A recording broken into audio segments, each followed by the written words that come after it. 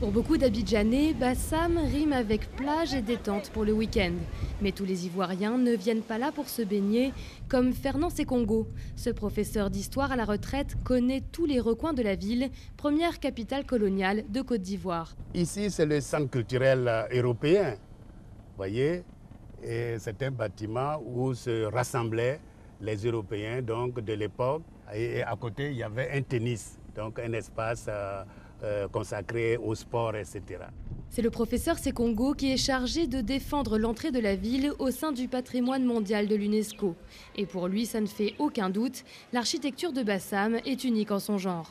Il y a des bâtiments de caractère monumental, jouxtant des bâtiments plus modestes, ce qui montre la mixité sociale dans ce quartier.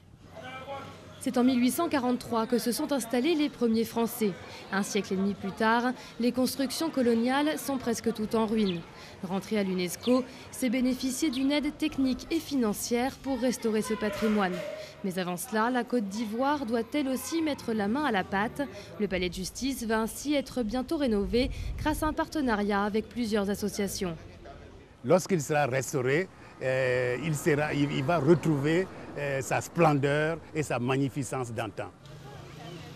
Le professeur Sekongo, c'est un peu la mémoire vivante de Bassam, car pour l'instant, aucun musée ne répertorie les richesses de la ville. Il y aurait pourtant un public pour cela.